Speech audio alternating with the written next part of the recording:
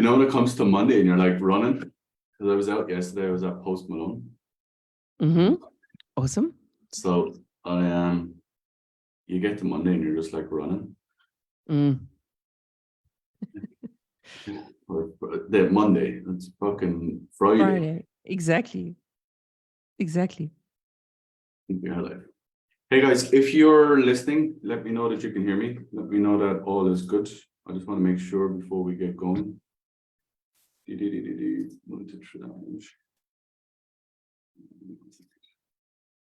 Sure, here we go.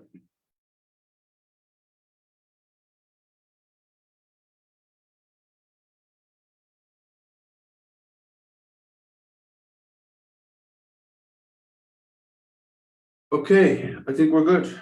I think we're ready, locked, and loaded. How are you? I'm awesome, Bill. You're awesome. I'm awesome. Well, if you're awesome, I'm awesome. Good. Right? Exactly.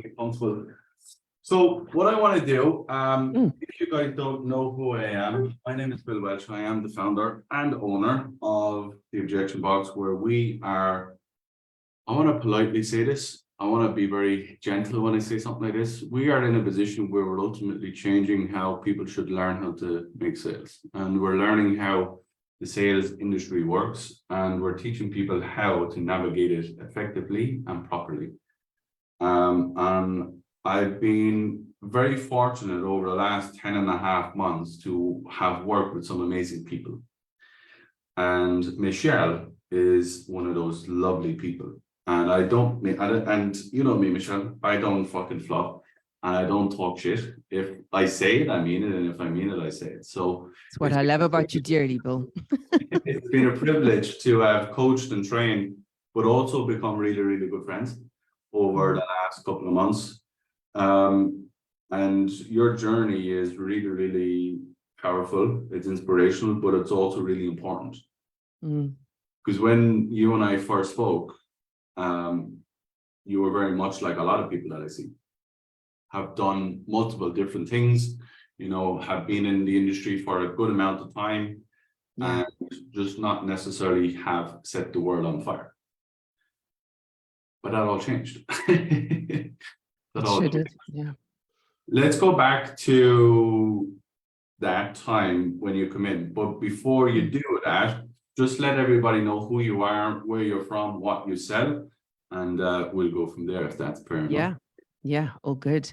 Yeah, so I'm Michelle Lowe. I'm in Johannesburg, South Africa, and I sell a 30K offer, a 6-month 30K offer, really helping service-based businesses to scale in various ways. So I'm a closer on the program, but also one of the expert advisors, so one of the coaches inside of the program. So I'm in sales and in fulfillment.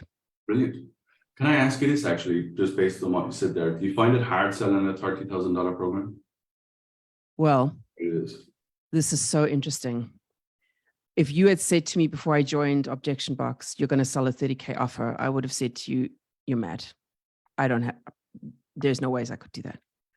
Whereas now I'm actually thinking I could genuinely feel like I could have any conversation now. It's like the number is of no consequence when you know where you're going. If the pain is deep enough and you know how to have the conversation, the number is of no consequence. What do you, with that, what do you see in terms of the people that show up to have that type of a conversation, meaning a $30,000 conversation? That's not a fucking $300 on the spin every 2 weeks. That's a massive investment for any company. Yeah. What kind of people turn up to your calls actually? I have a very sophisticated audience, so I have to challenge them from the get-go, Bill, because otherwise they challenge me, and we're in a control battle from the beginning. And so the minute that I show leadership from the beginning of the call, they know who's in charge, and the whole thing goes beautifully. And that's so much what I've learned inside of Objection Boxes: how you must challenge, how you must take control, how you must sit in the deep conversations, and put. You said. One of the things that I remember you saying early on in my journey on Objection Box was so profound. It was like, who are you to put your comfort ahead of somebody's result? Good. And it's haunted me ever since. It's like the one sentence that haunts me. I'm like, Michelle, even to this day, I'm like, do not put your comfort. Sometimes I'll be like, oh, I don't want to ask this next question. Oh. And then I'm like, do not put your comfort ahead of. What does that mean to everybody else? You and I know what that means, but what did it mean for you at that time? What did those 6, 7, 8 words actually mean in terms of application? So because you're too scared to go deep and you're too scared to challenge, you stay in a surface level conversation. And a surface level conversation, you don't have enough leverage then to close and to objection handle and then to close. So basically what you're saying is that for you to sell and to effectively help the amount of people you needed to help, you needed to not protect your own insecurities, meaning that you didn't want to not get in uncomfortable positions with people. But unfortunately, that's what people need, as we know. You know, Exactly. that's what people need every single day to get out of their own way. Exactly. Why did That's our job here. Yeah, that's our job. If you cannot do that, you can't be in sales. Simple as that. Yes, people don't understand that. People think coming into sales, and look, it's the marketing that goes across the board of people that are trying to get people into this world. And I understand that because I see a tremendous amount of it and I have issues with it. It's learn how to be a 6-figure earner in 10 weeks, 7 weeks, 8 weeks. And you and I know that's not how it works, you know, and it's not until you get slapped in the mouth with a lot of reality that you know what actually is this space. Exactly. Exactly. Why did you join? It's a very blunt but very direct question. What was it that kind of?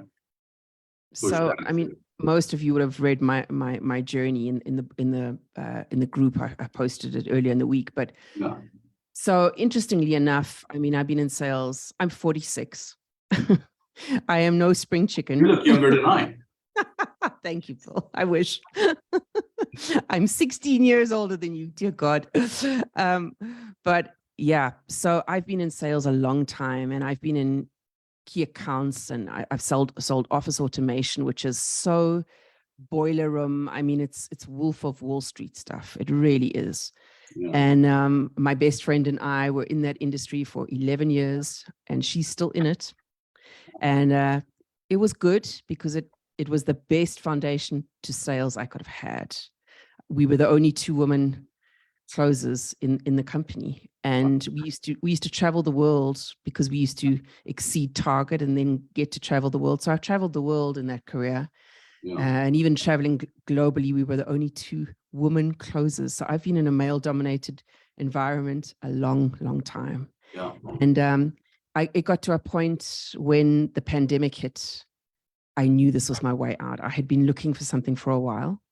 And the way I got into the industry was I was looking for a way to generate leads online through LinkedIn. So I joined a program in my own capacity. I invested in my own capacity and became a client. And then when I saw an ad on Facebook that they were looking for salespeople, I was like, here's my ticket. Let's go. Let's go. And I was like, you have to sell on a Zoom call. I'm like, how am I going to do that? I used to always get into my car and drive, and I've still maintained friendships with Toshiba clients that are still like personal friends of mine to this day. Yeah. You can imagine for me to now have to sell virtually in this Zoom environment. I was like, I don't think it's ever going to happen. Like, how's it going to happen? How are people going to part with this amount of money on a Zoom call? Like, how am I going to build this credibility and this trust? You know, all these things going on in my head. And so the guy said, just relax, Michelle, you've got the skill set, you can do this. But if you don't want to start as a closer, start as a setter.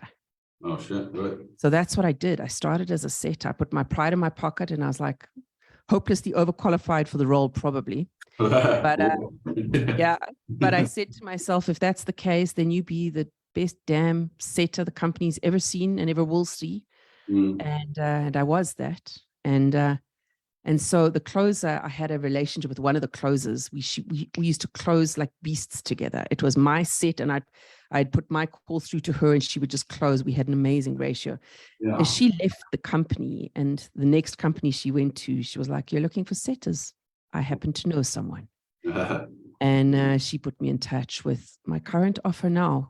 She's no longer here, but and then it just became obvious that I'm not going to stay as a setter. I'm now going to jump into the closer role, and that's pretty much where you found me when I joined. I had been closing here and there, Yeah. and if I look back now, I was only closing the laydowns.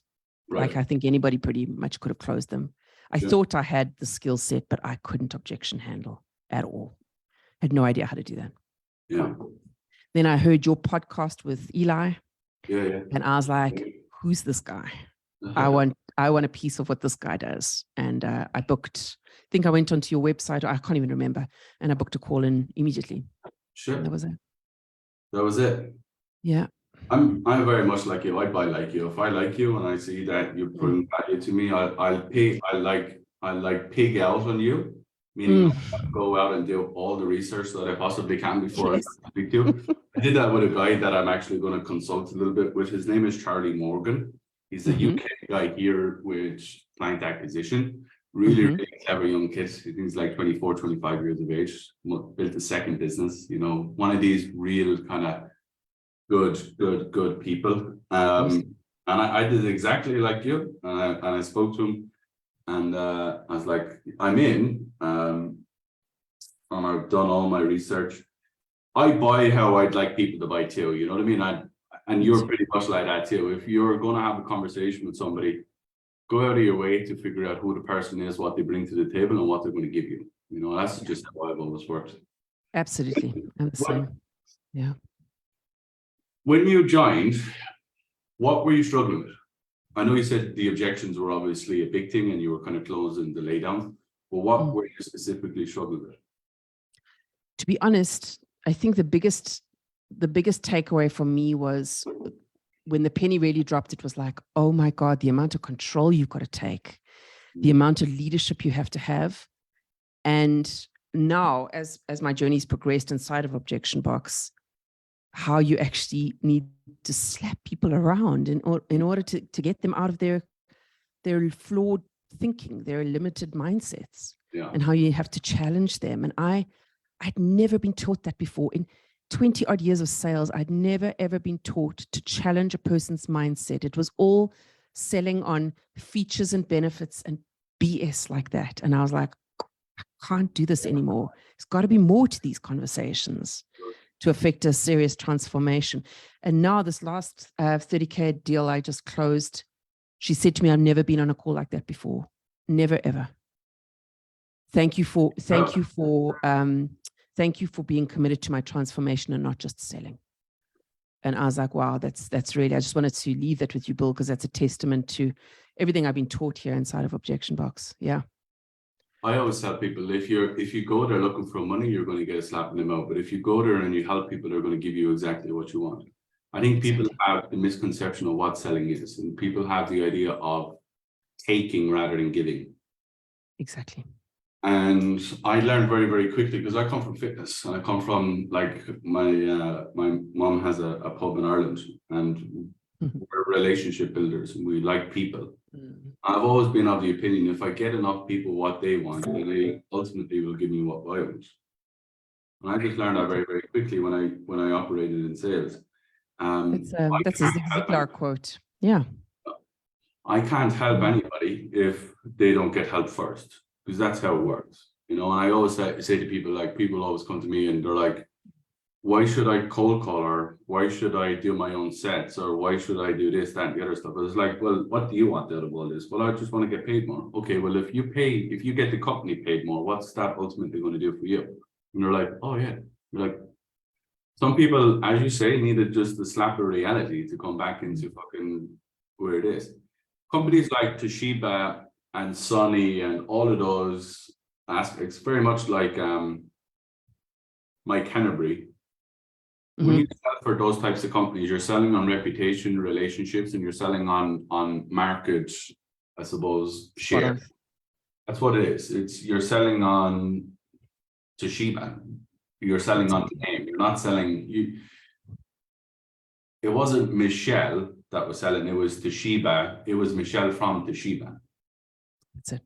You know, and it's a completely different game. You know, because that's all winding and dining and shaking Yeah. hands, kissing Yeah. babies, as I say it. Absolutely. It's a lot of that. You never Schmoozing, and it's a lot of that. It's a lot of that. And it's like, in some respects, a bit of a dirty industry. You know, the competition is fierce. And so you pull tricks, and I'm not a person to pull tricks. I like to, what you see is what you get. I've always been that type of person. What you see is what you get. I don't BS. I call it. Yeah. And yeah, that's how I like to sell too. It is a dirty industry. It's all backhanded this and backhanded that. It is. Doesn't go too well when you are a straight shooter. Yeah. What do you think, I suppose, other than the objections, what do you think has been the biggest help, I suppose, for you? Because that's key, and that'll be key for a lot of people that are probably looking at this now, saying to themselves, why is Objection Box so different than everybody else? You know, what are they doing I think different? this is what I can tell anybody listening, is that this is not just a sales training. This is so much more than that. This is a transformational journey, not only for your prospects on the other end of the call, but the transformation starts with you. Because it's a leadership game at the end of the day. You got to stand in your power. You got to stand in your leadership. And if you can't do that, then no amount of sales training is ever going to help you. You're just reading word tracks and memorizing scripts. It's not going to land. People can smell leadership from a mile away. The reverse is true. They can smell BS a mile away, you know? And so this is a transformational journey. That's what I love about it. It's like I can feel as an individual, I'm not the same person as I was when I walked in. Sure. And that's when you know a program has been absolutely transformational. It really has. Wow. That's really, really powerful. Thank you very much for saying that. It's always interesting, because you try and pour your heart and soul into things, and hopefully somebody feels that, you know, and that's something I've always tried to do. Or something I've always tried to do. I remember when I was in fitness, I didn't actually, who I am today was who I was when I was 18, 19, 20, 18, 16, whatever it was. So I've always been in a position where I've, as you quote unquote say, lead. But I always think people shy away from leading themselves first. And if you're in sales and you can't lead yourself, and I mean lead yourself as in have tough conversations, be direct with people, go and train, go and look after yourself, go and be a little bit disciplined in your life and have that kind of consistency with things, sales is not your game. You know what I mean? It's just not your game, because you're going to get run over.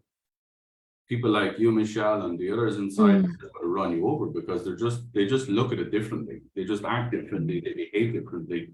You're so right. Like, I can give all of the people inside the word tracks, I could give them everything. But if you don't have it in yourself to be able to deliver it with conviction, certainly, and confidence, I always tell you guys, all a waste of time. Exactly. You know, it's all a waste of time. That's why I don't believe this profession's for everyone. Certainly isn't. And I think there again, in this industry at the moment, I've seen it get so competitive and so jam-packed in the 3 years I've been a part of it. It's like exponential, the way the growth of it. And like everybody and their dog is joining, you know, high ticket closing. And it's like, you know, dude, you can't do this. This is not your game. This is not your game, you know? And it's good.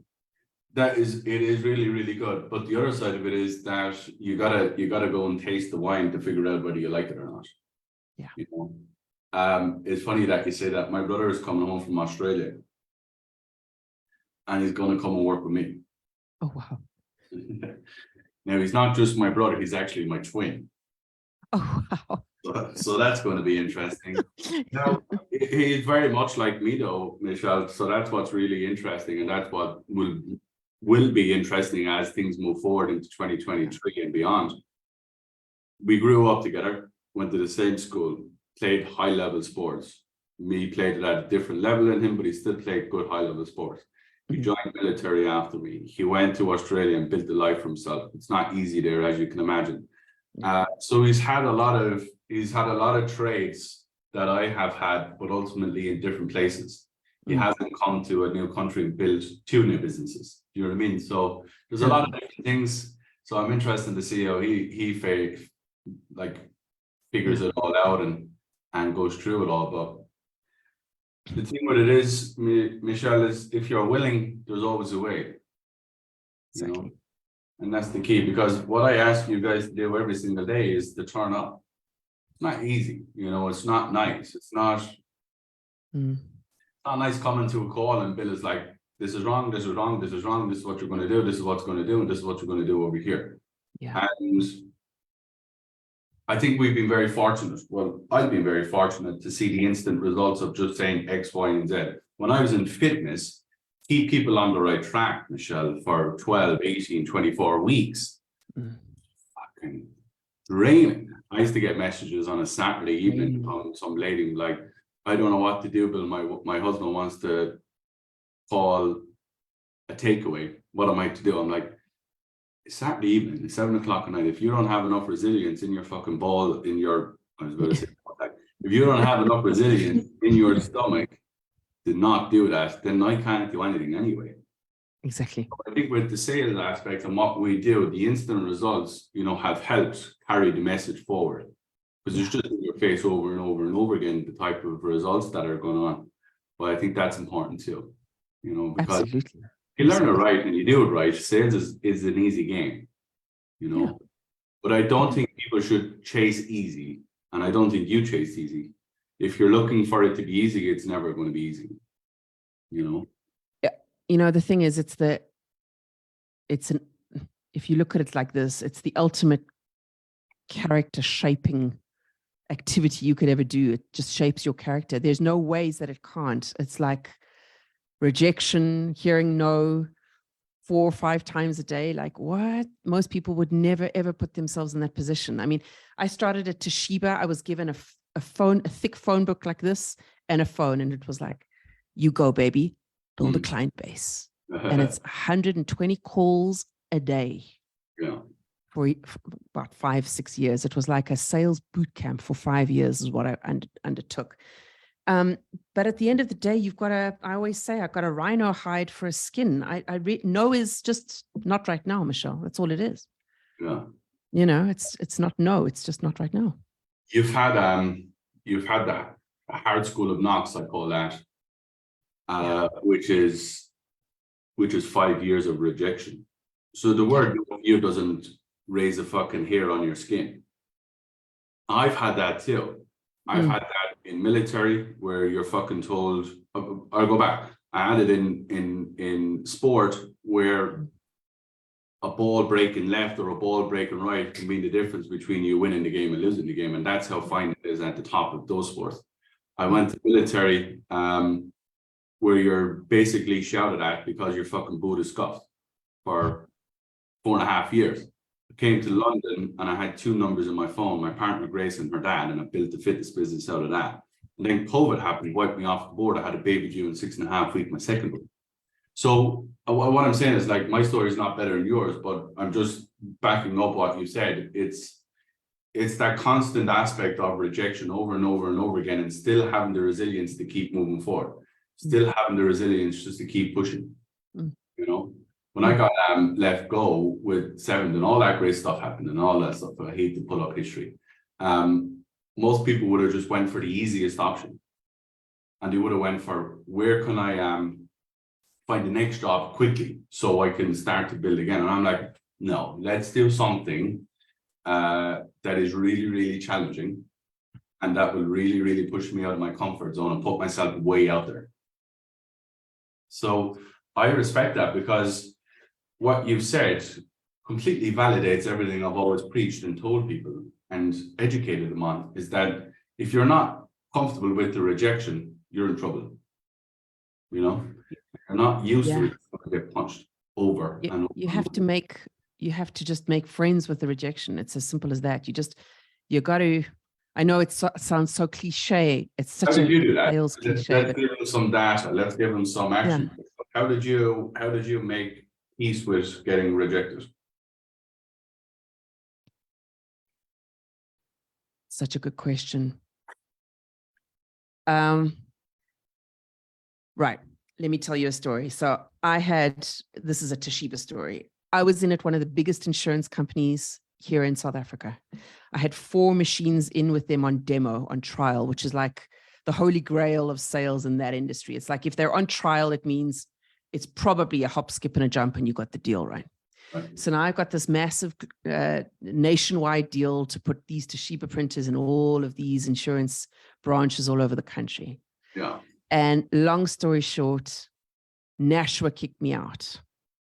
They came dirty business, and I was devastated. I must have cried solidly for 2 days straight. I remember going home and just getting under the covers and I just said to my boss, don't call me for 24 hours. And I just sobbed my heart out. And I was like, the next day, I remember thinking to myself, right, you can't do this every time a deal goes south. Mm-hmm. There's no ways. You don't have enough tears. There's like, it's not going to happen. You're not going to take that much energy. And I remember my MD at the time going, it's really heartwarming to see how much heart you have in your job, because if you didn't give a shit, it would have just washed off your back, you know? And I remember thinking, you need to put your big girl panties on, Michelle. This is not a job for the faint of heart. You're going to need to toughen the F up if you're going to succeed in this career. And I made that pledge to myself that I was going to not lose my femininity, not lose my heart, but toughen up. Because there's a difference between tough and bully or tough and kind. Do you know what I mean?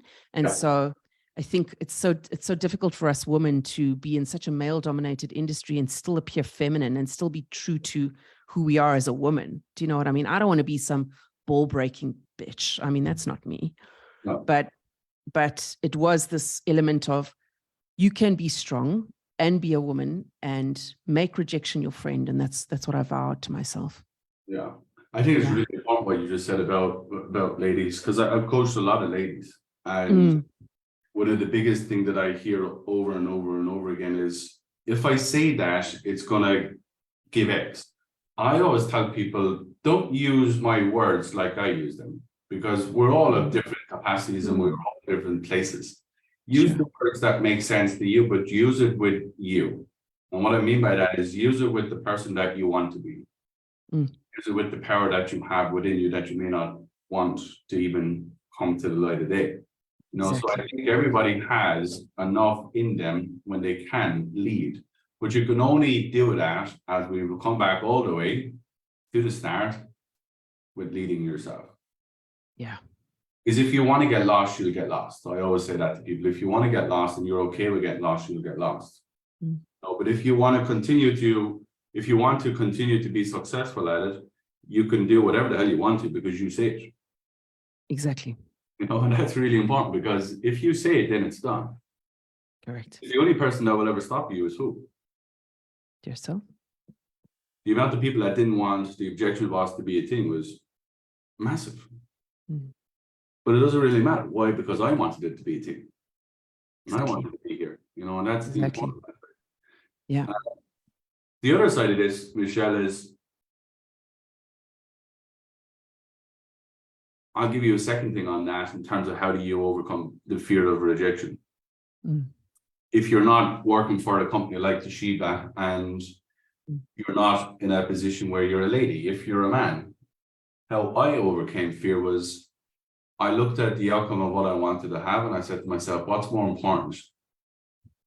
Fear of me not having uncomfortable conversations, or the devastation of me not being able to provide for my kids? 100%.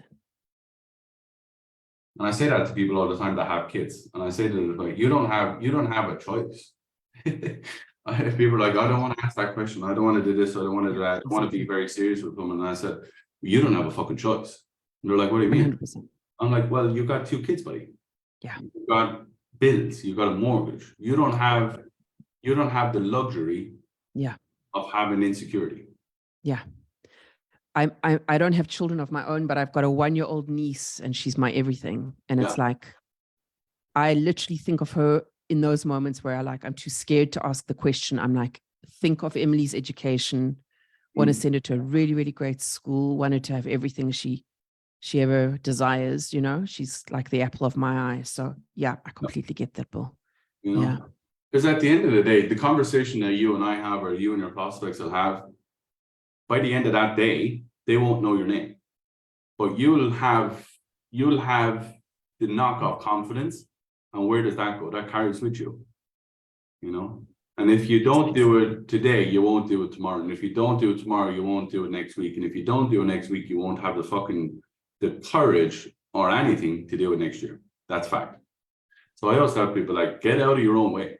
Stop bullshitting yourself and start fucking doing what's needed to move the needle. Because if you don't, then get out of the way because someone's coming. I must admit, there's one tip I can give everyone. It's really helping me. I actually, before the call, I get onto the Zoom early and I talk to myself. I don't record it yet, but I literally prep myself. I prime myself before the call. And I say, whoever a prospect is going to come on the call. And the only thing I'm committed here today is to action the transformation and be a vehicle of transformation for this person. That's it. If I've done that and it resulted in a sale or it didn't, it doesn't matter. I've effected a transformation. The only thing I'm committed to is a transformational conversation here today. And I take the weight off my own shoulders about the sale. And it's amazing when you get onto the call, you don't have that energy of you need a sale. You're just about a transformation. And the irony of that is that it normally ends in a sale because you were ruthlessly detached from that outcome, other than the outcome of the transformation. Correct. Yeah. And how you get to that position is if you know your skill level is at a high level, but you also know that you don't need to sell. And you get to that position when you make a lot of sales, you don't need anyone. You're doing Exactly. it, so it's a vicious cycle of Yeah. getting that way. Another good thing that I've always had in my office is my kids and my family. They're around me. Like if I turn this and I showed you up, like they're everywhere. So I have them all over my table and stuff like that. So whenever I feel that I don't feel it anymore now because I'll just say whatever I need. But when I did start, I took a brief moment, I looked at my family and I said to myself, what's more important, your feelings, my feelings, or that? So I think things like that can definitely help for a lot of you people out there. Absolutely. Have your people that you love around you and just like, not necessarily like in the room, but just looking around to see why you do what you do. Last question, and I'm going to leave you because I know you're busy. I always try and leave the last question really important, and I always try and leave the last question with a little bit of a sting on it. So I'm in my head thinking how and where and what. We're coming up on 12 months in business, which is crazy. We ran our first session on the 6th of June, February, March, April, May, June. The 6th of June, we ran our first session. Incredible. So we're not. What month do we May? Yeah, so we've another month, give or take, another 4 weeks, which is crazy because what we've done for the last 12 months in terms of just go, has just been crazy. In terms of the time and stuff like that. What would you be saying to people now that are in our space, that are in the place of high ticket sales, that are kind of losing, and that have probably invested in things before and probably not have got what they needed out of it, or they invested in something and not necessarily got what was provided or what was said was provided. What would you say to that person? Because that's important, because I get it all the time from people, I'm scared to do this, I'm scared to do that, I'm here, there, I've invested this and it didn't work out and all that kind of stuff. What would you say to those type of people? Very simple. If you in 2023 are selling on features and benefits and on surface level conversation, you're not going to make it. Because you're in a highly commoditized profession and it's hugely competitive. And you're not going to make it. You're simply not going to close, and you're going to jump from offer to offer. You're not going to make it. As simple as that. The only way you're going to make it now is a proper skill set of transformation. how to lead a transformative conversation. And so my advice would be to stop with the surface level sales scripts and actually start getting committed to having transformative conversations with your prospects. It's the only way you're going to survive. Sure. And as the recession hits further and further and further, and we're being promised this big recession X, Y, and Z, even if it doesn't happen, the amount of people that are coming into sales anyway it is going to feel like a recession because there's only so many jobs to go around. There's only so many places to go. As I went through this week, there's only probably 15 to 20 top A+ accounts in the market. You know, we could probably all name them out if we really thought about it.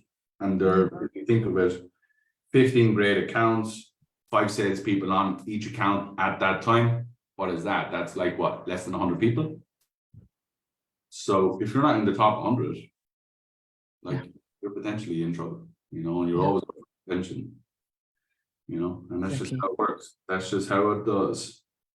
Michelle, I appreciate you. I appreciate you coming. I appreciate you sharing your story. I think it's really important because my pleasure, Bill. People always say to me, like, yeah, but you have that confidence and you have that X, Y, and Z, and you have all of those things that you can carry yourself and lead. But when I met you, you were completely the opposite of me. Like, complete. You're like the nicest person in the entire world. Wouldn't say boo to a goat. Exactly. And I had been told many times before, you're too nice to be in sales. It's funny. I've been told that by many people in the past. You're just too nice. The disease to please. No. People want leadership. The world is devoid of leadership. Look at our governments. Look at what the state the world is in. We crave leadership. That's what we're craving. So if somebody gets on a call and leads it, it's magnetic. Yeah. I want to leave you with this. I don't think you've lost who you are, which is the most important thing. And I think that's the most impactful thing. You haven't lost your niceness in any way, shape, or form.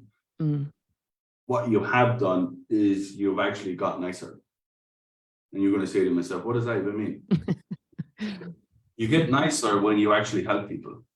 Exactly. You get nicer when you actually can, you know, lead people into what they need to do. That's a nice person. That's a good person. You don't want anyone to ever call you a nice person. You want everyone to call you a great person. You know, as best to your ability as you possibly can. You know, and I think that is so. I see you. Have a great weekend. Thank you, Bill. Appreciate you so much. Thank you very much. And I appreciate all the kindness that you've shared with us. Guys, if you want to figure out what Michelle does, if you want to figure out what we're all about, shoot me a DM. I'm more than happy to have a conversation with you. I'm working this weekend. We have a coronation. Yes, we do. This weekend. What are you doing over there? Are you celebrating it, or what? My mom is such a royalist. We've got a whole we've got a whole celebration. It wasn't an option. We've got to be there to watch it. So yeah. My parents' place. Yeah. Well, enjoy it. I will. I'll see you soon. For everybody, if you want to have a conversation, please do come and let us know. We'll show you what we do and how we're all about. Again, appreciate you. Go mind yourself. Have a good weekend, and I'll see you soon. All right. Ciao. Bye bye.